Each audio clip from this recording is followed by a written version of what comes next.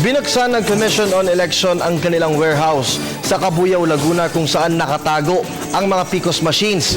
Dito po ay ipinakita ang buong proseso kung papaano sinusuri ang mga ito. Samantala sa kanilang ginawang dry run na pag-alaman na nasa 135 makina ang may sira. Ang update doon, alamin po natin mula sa aming kasamang si Ria Fernandez live.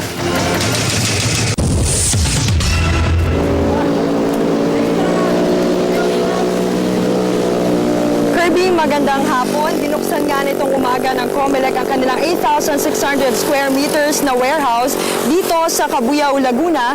Ito'y para ipakita kung papaano nga sinusuri sa bawat hakbang yung mahigit 80,000 precinct count optical scan o PCOS machines na ginamit noong nakaraang automated elections. Ang naturang diagnosis ay unang hakbang sa 5 buwang PCOS refurbishment contract ng COMELEC sa kumpanyang Smartmatic. And then towards the end po dito, makikita natin, meron din tayo dito mga... Sa ilalim nito, tanging maintenance at paglilinis pa lamang sa mga PCOS ang ginagawa. Hawak ang isang checklist, sisipatin ng 100 nakaasul na Smartmatic technician kasama ang 25 nakadilaw na COMELEC supervisor ang bawat PCOS, partikular ang memory, clock, compact flash, power, program o EEPROM, scanner, terminal printer, modem board, LCD screen at battery port. Matapos nito ay beberipikahin ang diagnosis report upang pinal na matukoy kung ito ay maayos pa. Ihiwalay naman at ilalagay sa quarantine sa loob ng 1.5 buwan sakaling depektibo na ang makina. Ayon sa COMELEC Kirby, 135 na ang sira sa 1,456 na nasuring PCOS mula nang simulan nila ang diagnosis dry run noong Miyerkules. Matapos ang walkthrough, nagbigay ng mungkahi si Senadora Coco Pimentel, ang tanging dumalo sa mga inimbitahan ng COMELEC. Sinabi ng senador na sa ngalan ng transparency ay mas mainam kung mag-iimbita pa ang COMELEC ng iba pang Pinoy IT technician para saksihan ang technical na proseso ng diagnosis. Bagay na sinangayunan naman ng Smartmatic.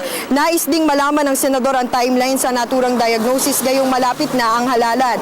Ayon sa project manager ng Smartmatic na si Marlon Garcia, sa Sabado, ika-21 ng Marso, ang simula ng formal na diagnosis. Dito, 1,500 na PCOS ang target nilang ma-diagnose kada araw para pagdating ng Hunyo ay operational na ang mga lumang PCOS na gagamitin sa pambansang halalan sa 2016.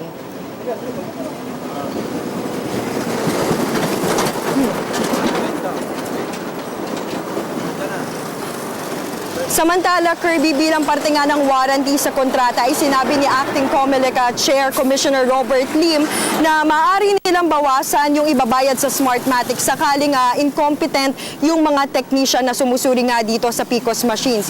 Naibahagi niya rin kanina yung plano ng COMELEC na lumipat sa mas malaking warehouse dahil pagkatapos nga ng second stage ng bidding ay madaragdagan itong PCOS. Kasama na rin yung teknolohiyang touchscreen na gagamitin sa 2016 election. So sa ngayon, naghahanap sila ng bidder para sa 30,000 square meter na bagong warehouse.